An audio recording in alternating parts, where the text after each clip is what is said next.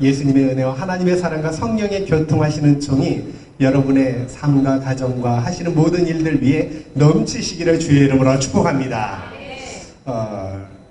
아리따운 한 여학생이 친구들과 함께 이제 친구 문병을 가는 거예요. 가는 과정 속에서 막 팔짱을 끼고 서로 끌어안고 너무너무 행복한 모습으로 문병을 갔어요. 근데 그 병원 원장님과 대화하는 시간을 가졌는데, 대화를 마치고 난 다음에 원장님이 한 여학생을 잠깐 남으라고 한 거예요. 그래서 진찰실로 데려가더니 여기저기 검사하더니 학생 부모님 꼭 데리고 와. 한 번만 데려와. 그렇게 이제 부탁을 해요.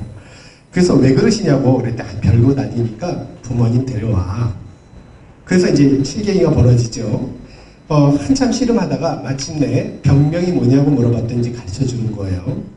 병명을 말해주는데 병명이 한센시병, 그러니까 문둥병, 나병을 이야기하는 거예요. 원장님이 초기니까 이제 학생을 안심시키면서 걱정하지 마.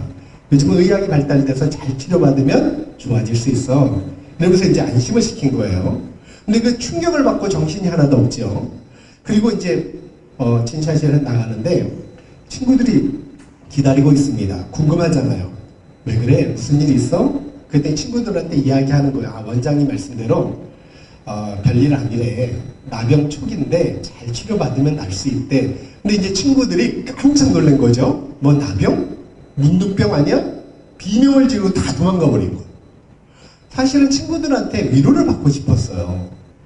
그런데 문병올더만 해도 팔짱 끼고 서로 끌어안고 행복한 모습으로 왔는데 혼자 남겨두고 다 비명 지르고 소리 지르고 다 도망가니까 그게 더 충격을 받은 거죠.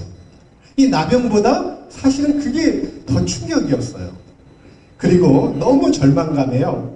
집에 돌아가지 않고 유서 한 장 남겨놓고 스스로 목숨을 끊었다고 합니다.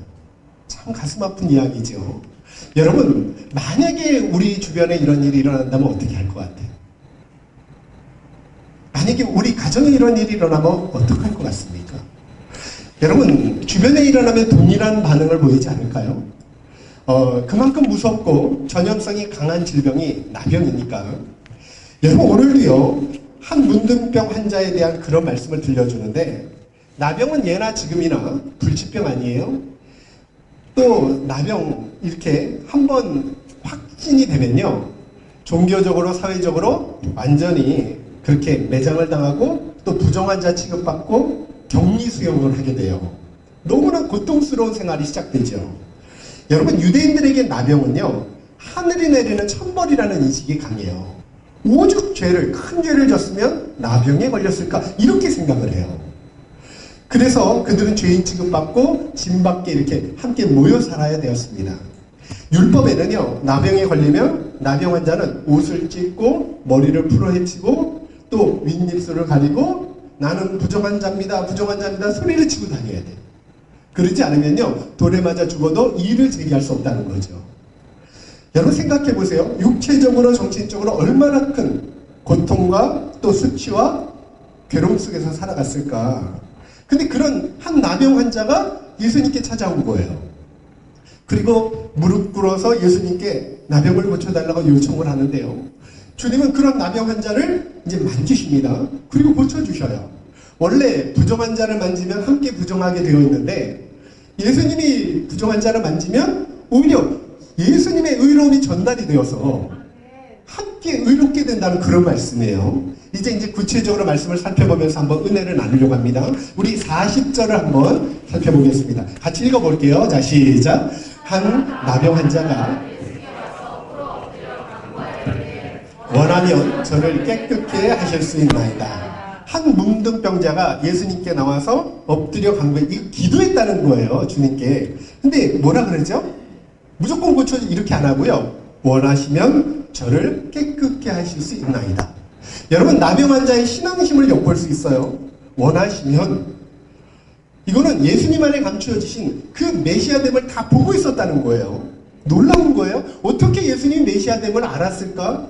여러분, 예수님이 수많은 병자들을 고치시고 또 말씀을 전하시고 그저 여러 가지 귀한 이적들을 일으키면서 아마 소문을 통해서 아니면 눈을 보고 또 그래서 예수님을 믿지 않았나 이렇게 생각을 해요. 근데 나병 환자의 간구를 보면요, 주님께 막 고쳐달라고 떼쓰지도 않고요. 모든 결정을 원하시면, 주님이 원하시면 고쳐주실 수 있습니다 하고 다 맡겨버려요. 그러니까 절대 주권을 인정하는 모습이에요. 너무나 겸허한 모습이고요. 이런 사실 태도는요, 모든 신앙인들에게 요구되는 태도지요. 이게 내 생각이나 의지보다, 내 뜻보다 하나님의 뜻이 더 중요하니까 하나님의 뜻이 있다면 그렇게 해주시기를 원합니다. 이런 뜻이거든요. 여러분, 어떤 사람이 믿음이 성숙한 사람일까요? 어떤 사람의 신앙이 성숙된 신앙일까요? 아무래도요, 남들보다 은사가 많고 체험이 많은 것이 아니라 내 뜻과 생각을 하나님의 뜻에 접고 또 그 뜻대로 순복하며 살아가는 사람이 진짜 참된 성숙한 신앙이 아닐까 생각을 해봅니다. 여러분, 기도할 때도요, 주님께서 가르쳐 주시죠. 하나님의 뜻이 하늘에서 이루어진 것처럼 이 땅에서도 이루어지기를 원하나이다, 이렇게 기도하라 그러잖아요. 그런데 주님이 겟세마네 동산에서 그런 기도를 드리셔요. 주님이 사람이시다 보니까 완전한 사람이 되셨죠. 십자가의 잔을 피하길 원하셨어요. 그리고 이렇게 기도합니다. 아버지여, 할만하시거든 이 잔을 내게서 지나가게 하옵소서. 그러나 나의 원대로 마옵시고 아버지의 뜻대로 되기를 원하나이다, 이렇게 기도를 드리셔요. 여러분, 자신의 원이 아니라 하나님께서 작정하신 길을 걸어가기를 지금 결정하시고 또 그 뜻대로 순복하기를 기도하셨다는 말씀인데요. 근데 놀라운 사실은 지금 이 나병 환자가요, 비슷한 기도를 드리고 있는 거예요. 자기 원대로 소원만 아는 게 아니라 자기 입장에서만 아니라 지금 주님의 뜻을 따르겠습니다, 이렇게 이제 기도하고 있는 거예요. 여러분, 요한복음 15장 7절에 이런 말씀이 있어요. 기도 응답 조건으로 너희가 내 안에 거하고 내 말이 너희 안에 거하면 무엇이든지 원하는 대로 구하라, 그리하면 이루리라, 이런 말씀을 주셔요. 이 말씀 뜻이 뭐냐면 주님 뜻대로 구하면 무엇이든지 이루어 주신다는 하나님의 약속이에요. 여러분, 저와 여러분이 무엇을 구하시든지 항상 염두에 될 게 뭐냐면 하나님의 뜻이라는 거예요. 왜냐하면 모든 기적과 역사는요, 하나님의 뜻 안에서만 일어날 수 있기 때문에, 그리고 우리가 기도하는 내용이 하나님의 뜻과 일치하면 모든 기도에 응답받게 될 줄로 믿습니다. 이게 하나님의 약속이니까. 여러분, 성경에는요, 기도에 관한 수많은 약속들을 주셨어요. 그 약속들을 보시면요, 하나님의 뜻과 무관한 기도는 응답받기를 생각하지 마라. 예를 들어서 특별히 의심하거나 종욕으로 쓰려고 잘못 구한 것은 응답받을 수 없다고 그렇게 말씀해요. 왜냐하면 응답이 없는 게 우리한테 더 유익하니까. 여러분, 나병 환자가요, 굉장히 간절히 기도합니다. 그 간절함이 어떻게 나타나냐면 꿇어 엎드린 모습 속에 잘 표현이 돼요. 사실 부정환자인 그가 무리 틈을 뚫고 나와서 예수님께 나와 간구했다는 자체는요, 생명 건 거예요. 생명 건 기도를 드리고 있는 거예요. 여러분, 기도에는요, 생명 같은 요소가 있는데 그게 뭐냐면 간절함이에요. 그러니까 아셔야 될 것은, 간절함은요, 하나님의 능력을 믿고 신뢰할 때만 생겨날 수 있는 거예요. 여러분, 그렇지 않나요? 하나님께서 내 문제를 100% 해결해 주신다는 확신이 생기면 정말 누구든지 간절하게 하나님 앞에 부르짖을 수 있지 않을까요? 오히려 그렇게 안 되는 게 더 이상한 일 아닐까요? 예레미야 33장 3절에 그렇게 말씀합니다. 너는 내게 부르짖으라.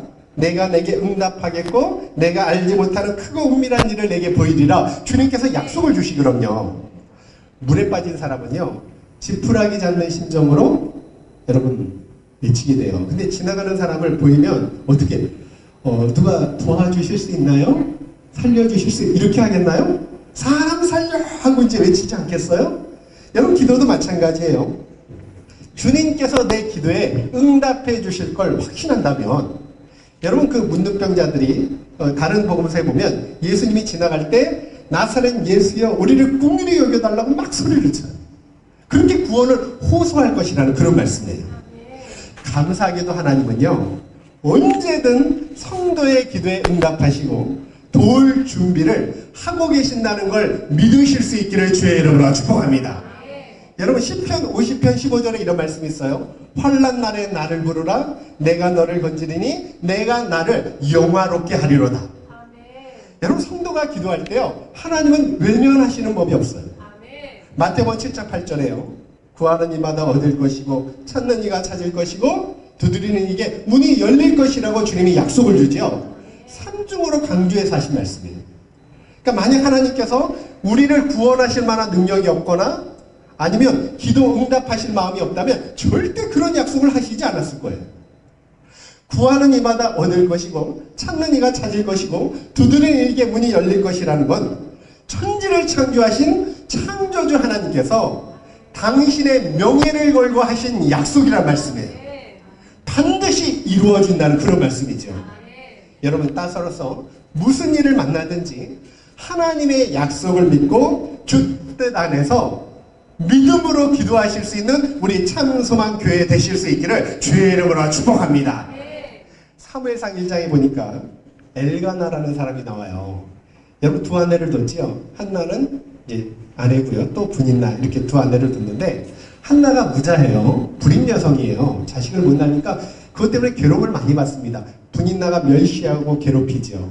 근데 당시에 자식을 못 낳는 건 고대 사회에서는요 신의 저주를 받았다고 생각해요.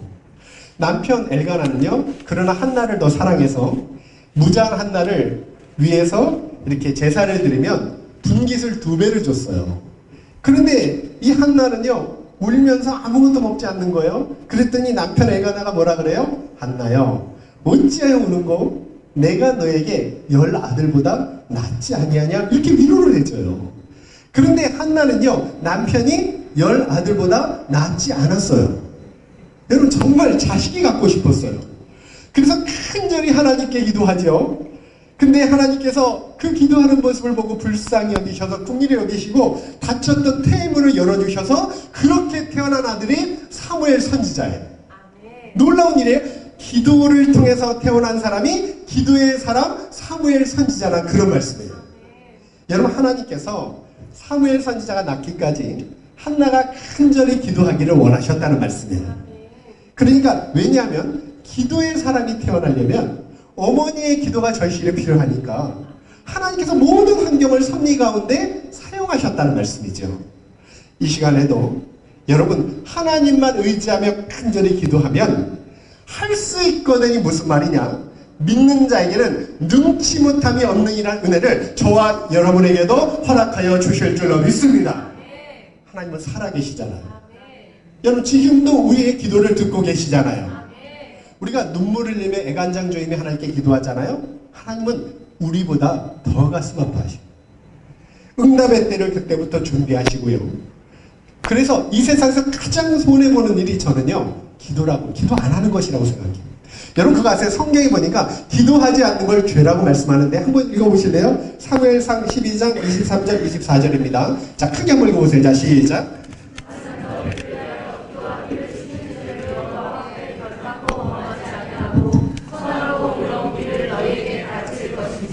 너희는 여호와께서 너희를 위하여 다시 그분을 생각하여 오직 그를 경외하며 너희의 마음을 다하여 진실이 섬기라. 네, 분명히 말씀하죠. 기도하지 않는 죄 범하지 않겠다고 결단하는데 여러분 기도는요 성령의 능력과 위로부터 하나님이 주시는 힘과 지혜를 공급받을 수 있는 통로잖아요. 여러분 하나님을 또 의지한다는 표가 기도거든요. 그래서 주님은요 시험에 들지 않도록 깨어 기도하라 이렇게 말씀하시고요 날마다 성령 충만받기 위해서 기도하라 이렇게 명하셨어요. 성도를 성령의 사람이라 그랬죠.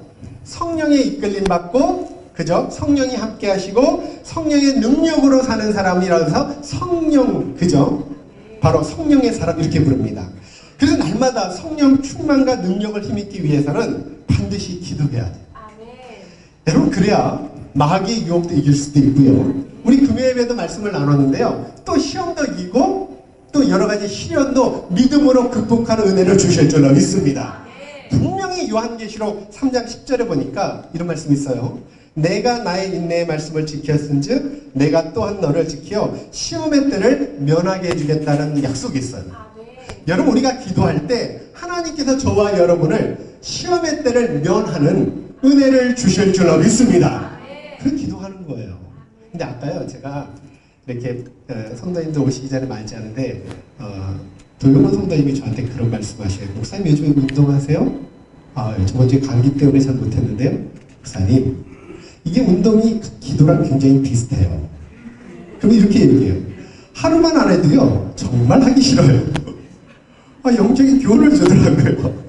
그래서 이거 기도해보신 분들은 알아요. 기도가 하면 할수록 또 잘 되는데 또 안 하다 보면 하루 안 하고 며칠 안 하다 보면 또 하기 싫어져요. 그래서 우리가 저번 주에 나눴던 말씀이 뭐죠? 기도는 감정으로 하는 게 아니다.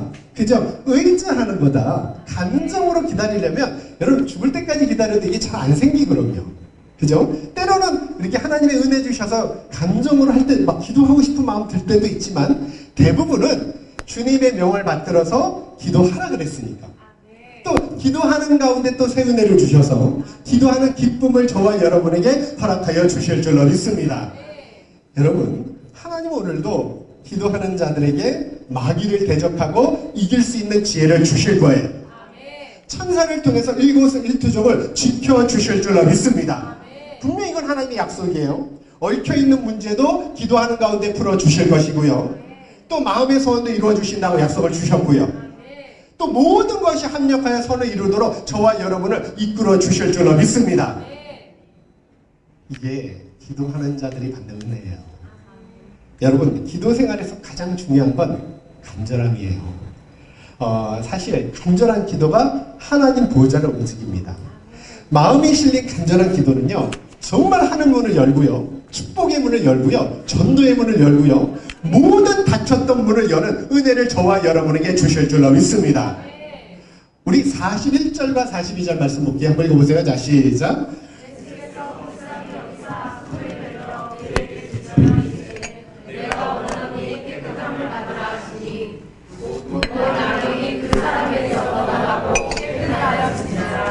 자, 예수님이요, 나병 환자를 불쌍히 여기셨대요. 여기 불쌍히를 원어적으로 보니까 애타는 마음을 갖다는 뜻이에요. 마치 자녀가 불치병에 죽어가는데 부모가 그걸 보고 있는 심정과 같은 거예요. 여러분, 이렇게 주님은요, 나병 환자의 믿음과 간절한 기도를 보시고 마음이 움직이십니다. 여러분 아실 거는요, 하나님은 인격이 하나님이에요. 그러니까 신이시지만요, 지식, 감정, 의지를 가지고 계셔요. 우리가 불쌍한 사람 보면 동정심이 일어나는 것처럼 하나님도 마찬가지예요. 당신을 믿고 찾고 부르짖는 자들을 향해서 불쌍한 마음을 가지셔요. 누가복음 10장에 보니까 선한 사마리아 비유가 나타나요.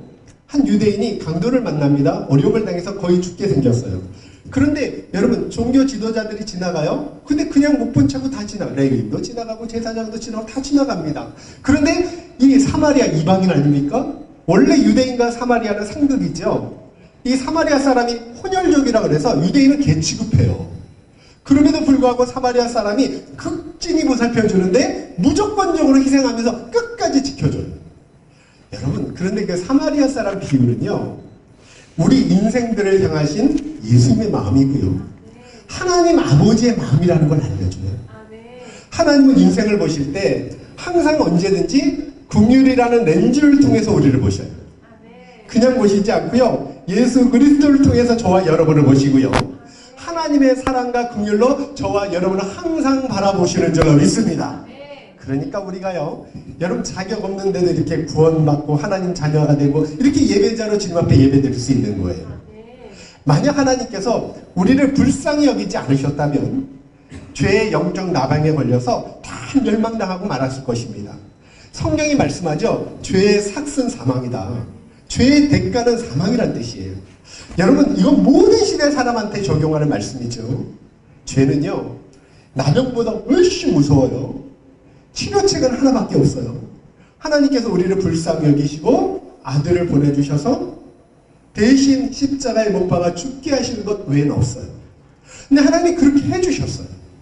요한복음 3장 16절에 그 사랑을 이렇게 표현하죠. 우리 한번 암송 한번 해볼까요? 하나님이 세상을, 시작. 하나님이 세상을 이처럼 사랑하사 독생자를 주셨으니 이는 그를 믿는 자마다 멸망치 않고 영생을 얻게 하려 하심이니라. 이게 하나님의 사랑이에요. 여러분, 그 풍성하신 사랑 때문에 우리 모든 죄를 덮어주시고 하나님의 자녀 삼아주셨지 않습니까? 원래 율법대로 하면요, 다 지옥 가야 될 마땅한 백성들 아니에요? 그럼에도 은혜로 우리를 구원하셨어요. 이걸 에베소서 2장 4절 5절에 잘 표현하는데 한번 읽어보세요. 자, 읽어볼게요. 자, 시작. 긍휼이 풍성하신 하나님이 우리를 사랑하신 그 큰 사랑을 인하여 호물로 죽은 우리를 그리스도와 함께 살리셨고 너희는 은혜로 구원을 받은 것이라. 여러분, 저와 여러분은요 정말 하나님이 긍휼로 구원 은혜를 받았는데 그 은혜를 평생을 잊지 않기를 주의 이름으로 축복합니다. 베드로전서 1장 3절 4절 한번 읽어보세요. 읽어볼게요. 자, 시작. 우리 주 예수 그리스도의 아버지 하나님을 찬송하리로다. 그의 많으신 긍휼대로 예수 그리스도를 죽은 자 가운데서 부활하게 하심으로 말미암아 우리를 거듭나게 하사 산 소망이 있게 하시며 썩지 않고 더럽지 않고 쇠하지 아니하는 유업을 있게 하시나니 곧 너희를 위하여 하늘에 간직하신 것이라. 제가 이걸요 세 번역으로 한번 읽어드릴게요. 훨씬 이해가 쉬워요. 우리 주 예수 그리스도의 하나님 아버지께 찬양을 드립시다. 하나님께서는 그 크신 자비로 우리를 태어나게 하셨습니다. 그리하여 그는 죽은 사람들 가운데서 예수 그리스도가 부활하심으로 말미암아 우리로 하여금 산 소망을 갖게 해주셨습니다. 또 썩지 않고 더러워지지 않고 나이가 없어지지 않는 유산을 물려받게 하셨습니다. 이 유산은 여러분을 위하여 하늘에 간직되어 있습니다. 얼마나 은혜로운 말씀입니까? 여러분, 무한한 용서와 긍휼을 베푸신 하나님은 이제 우리가 그런 은혜 받았잖아요. 우리도 무한한 용서를 베풀며 긍휼을 베풀며 살기 원하셔요. 너 무한히 용서해 줬으니까 너도 용서해 줘라. 이런 것이 7번이라도 형제가 잘못해도 용서해 줘라. 네가 긍휼을 받았지? 나도 긍휼한 삶을 살라. 그래서 산상수훈에 마태복음 5장 7절에요. 긍휼히 여기는 자가 복이 있나니 그들이 긍휼히 여김을 받을 것이라. 이렇게 말씀하는 거죠. 여러분 잊지 마세요. 하나님은 저와 여러분을 보실 때 긍휼이라는 렌즈를 통해서 보신다는 걸 꼭 기억하실 수 있기를 주의 이름으로 축복합니다. 44절 한번 읽어볼게요. 한번 보세요. 자, 시작.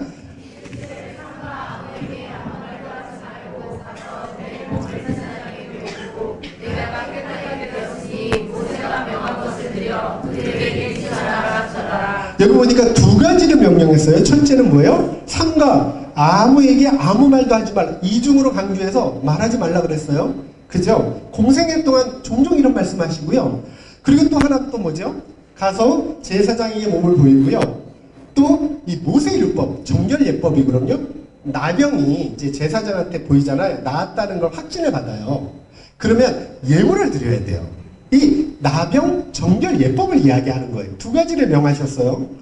여러분, 주님이 율법을 굉장히 소중하게 여기시죠? 이건 성도들도 마찬가지입니다. 그런데 기억하실 건 뭐냐면 율법 중에 나병 정결법이나 이 제사법 같은 것은 폐기되었어요. 예수님의 십자가 구속을 통해서 온전히 이루셨기 때문에 더 이상 그런 건 지키지 않아도 돼요. 그래서 이 시간은 우리가 짐승제사 드리는 게 아니라요. 또 제사장을 통해서만 드리는 게 아니라 영과 진리로 성령 안에서 예배드리는 복된 은혜의 시가 되었지 않습니까? 그걸 말씀하는 거예요. 그런데 십계명 외에 모든 율법은 다 살아있어요.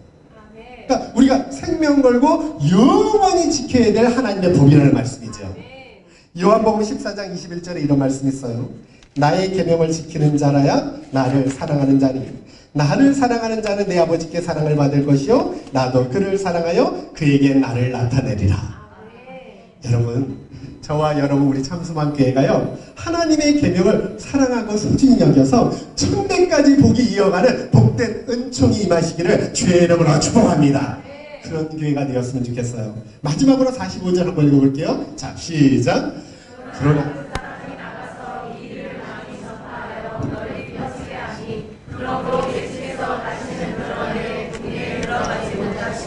오직 마땅한 흑덕 가운데 계셨으나 사방에서 사람들이 그에게로 나아오더라. 여기 보니까요 이 나병 환자가 고침받고 나서 불순종했어요. 반은 순종을 반은 못했어요. 그러니까 막 나팔을 불었다는 거죠. 물론 이해가 돼요. 흥분되고 내가 체험한 기적 아닙니까? 너무 좋으니까. 근데 이거는요 불순종이에요. 주님이 하지 말라 그랬잖아요. 이중으로 강조했잖아요. 여러분, 사실 그리스도의 사랑과 은혜에 보답하려면요 최고의 보답이 뭐예요? 순종이거든요. 이렇게 나팔 불고 다녀서요 득될 게 하나도 없어요. 보세요. 예수님의 가난 소문이 퍼져나갔습니다. 그런데 사람들이 몰려오니까 예수님은 더 이상 동네에 들어가서 복음을 가르칠 수가 없어요. 당시 사람들이 예수님께 나온 거는요, 영생을 얻으려고 나오는 게 아니에요. 기적 보려고 나온 거예요. 그러니까 영생의 말씀을 들으려고 나온 게 아니에요. 그런데 지금 몰려오니까 그런 사람들한테 영생의 말씀을 가르칠 기회를 잃어버렸다는 말씀이에요. 그래서 바깥 지금 주님께서 한적한 곳에 머무셨다고 말씀하지 않아요? 그러니까 뭐예요? 여러분, 불순종하니까 주님의 사역에 장애를 미친다. 유익된 게 하나도 없다는 거죠.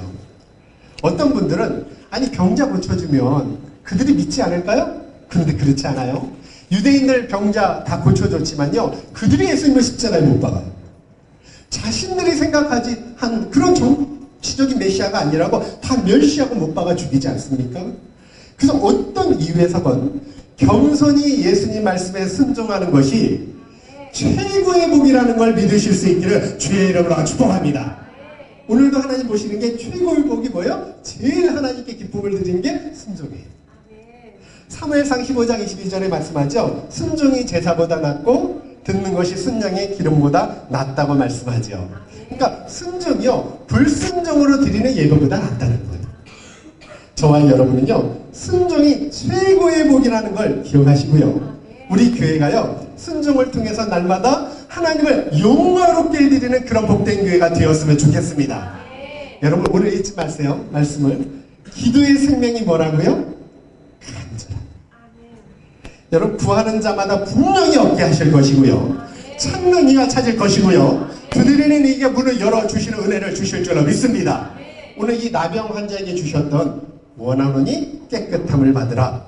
우리가 간절히 기도하면 그런 은혜를 저와 여러분에게도 허락하여 주실 줄로 믿습니다. 주님의 집은요, 만민이 기도하는 집이에요. 또 기도하기 위해서 거룩히 구별된 장소예요.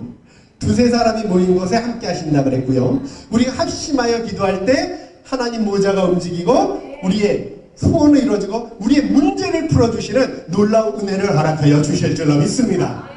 다시 한번 결단하고요. 이 좋은 거니까 아까도 말씀드린 기도를 안 하면 정말 하기 싫어요. 목사도 마찬가지예요. 근데 또 하면 또 하고 싶은 생각이, 근데 또 은혜를 주시니까 다시 한번 결단하고 우리가 더욱 기도에 힘쓰는 복된 교회가 되어서 하늘의 신령한 은혜와 땅의 기름진 복이 저와 여러분의 것이 되기를 주의 이름으로 축복합니다. 정말 그런 복된 은혜가 이번 한 주간도 지속되었으면 좋겠고요. 무엇보다도 순종을 통해서 날마다 하나님의 기쁨이 되었으면 좋겠습니다. 그런 마음으로 우리가 찬양하고 기도하기를 원합니다. 우리 다 같이 일어나셔서 찬양하고 기도하기를 원합니다.